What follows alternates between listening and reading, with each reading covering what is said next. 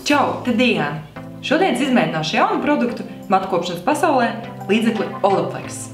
Frizieri saka, ka tas ir pirmais tāda veida līdzeklis, kurš matu bojājums ne tikai nomaskē, bet patiešām uzlabo matu struktūru. Šim līdzeklim Olaplex ir 3 fāzes – numur 1, numur 2 un numur 3, jeb 3 daļas.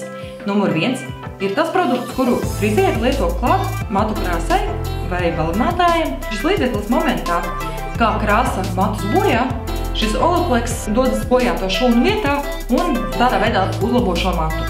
Numur 2 ir līdzeklis Express Treatments, jeb procedūra, kuru frizieri veic pēc matu krāsošanas uzreiz salonā. Un numur 3, šis ir tāds līdzeklis, kuru mēs varam paņemt mājās, un frizieri iesaka viņu lietot reizi nedēļā starp frizieru apmeklējumiem.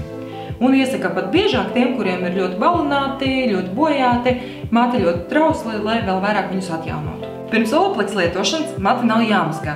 Viņi ir tikai jāsaslapina vai jāizskalo ar ūdeni.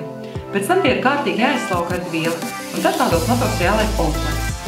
Tad došos izskalot matus. Esmu izskalojis matus un izžāvējis tos ar vieli. Tagad matos likšu līdzekli Olaplex. Frizieri saka, less is more, jeb mazāk ir vairāk, un saka, ka šo līdzekli nav jālieto daudz.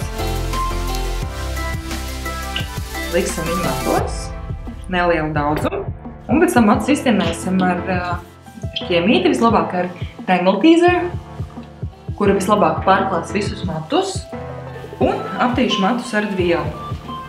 Voilà! Ražotājs iesaka šo līdzekli matos turēt vismaz 10 minūtes.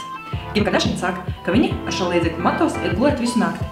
Bet es esmu dzirdējusi, ka šo līdzekli turēt ilgāk matos kā 30 minūtes nav īsti jēgas, jo tad beidzas viņa iedarbība.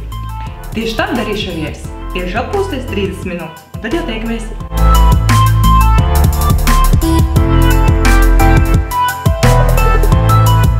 Šeit jūs varat redzēt Olaplex rezultātu. Manuprāt, mati izstāsta ļoti skaisti, veselīgi.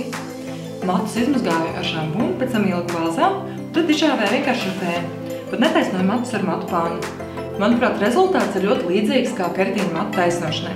Izņemot viņus visu tā tīnī, ko mēs salpojamies keratīna taisnošanas laikā, un nolūžu šo matu galu. Manuprāt, ir vērts izmēģināt šo procedūru. Tāpēc jautājiet saviem frizieriem vai meklējiet internetā. Un pēc tam pastāstiet mums, kā jums gāja. Paldies, ka skatījāties! Tiekamies nākamreiz!